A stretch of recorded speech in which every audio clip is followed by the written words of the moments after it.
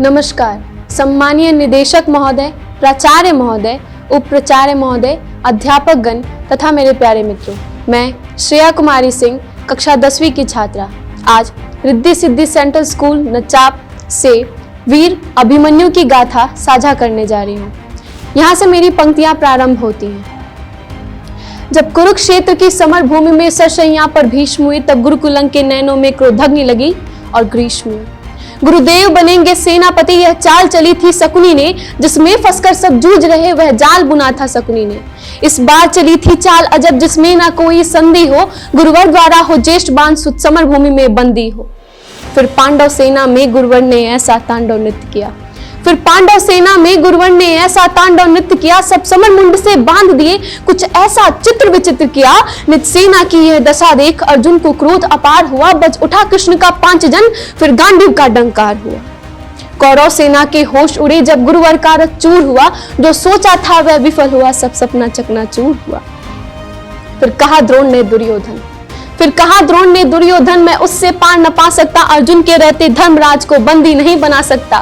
फिर कहा त्रिगर्तों ने मिलकर हम प्रण पे प्राण लड़ाएंगे, हम अर्जुन को ललकारेंगे और दूर तलक ले जाएंगे। हम जान रहे हैं अर्जुन से पा सकता कोई पार नहीं, पर इससे बढ़कर मित्र तुम्हें मैं दे सकता उपहार नहीं। फिर क्या था, फिर क्या था ऐसी नीति बनी जिसको सबने मंजूर किया, उसने अर्जुन को ललकारा और समर भूमि से दूर किया।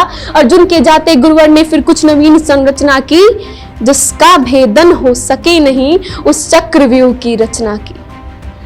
पांडव सेना भयभीत हुई, पांडव सेना भयभीत हुई, यह देख शत्रु दल सुखी हुए, जो सदा सांचित रहते थे वह धर्मराज भी दुखी हुए। फिर क्या था, निज सैन्य तात को दुखी देख फिर शेर बबर को जगना था, जो धनी धनुष के बनते थे उनको भी नाक रगड़ना था। है उम्र 18 बरस मगर यह बड़ा धनुष का धन्नु है, उम्र 18 बरस मगर यह बड़ा धनुष का धन्नु है। सबने देखा कोई और नहीं, यह अर्जुन सुत अभिमन्यु है। फिर अभिमन्यु के पीछे ही कुछ तेज चले, कुछ धीम चले, कुछ पैदल घोड़े रथ सवार, ले गदा गदाधर भीम चले। अभिमन्यु को ना रोक सका वह द्वार तीसरे पार हुए, पर राजद्वार पर जयद्रथ था चारों भाई लाचार। अभिमन्यु ने मुड़कर देखा, अभिमन्यु ने मुड़कर देखा, पीछे ना कोई अपना था, पर विचलित तनिक न हुआ वीर, ऐसा ही उसका सपना था।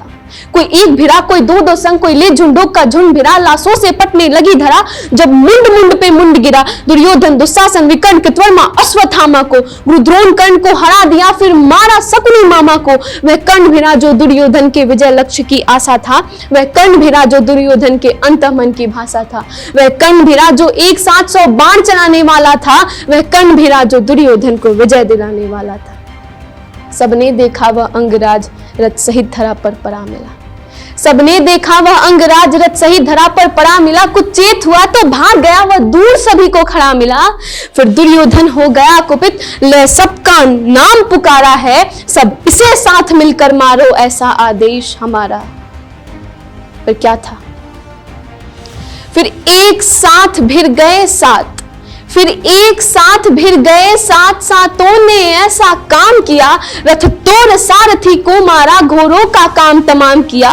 तलवार तीर जब टूट गए तब रथ के चक्के उठा लिए, उस रथ के टूटे चक्के से कितनों के छक्के छुड़ा दिए। यह देख अदब दुशासन ने तब सिर पे गदा प्रहार किया, गिर गया धरा पर वीर तभी पीछे से उसने वार किया, गिर गया धरा पर वीर तभी पीछे से उसने वार किया।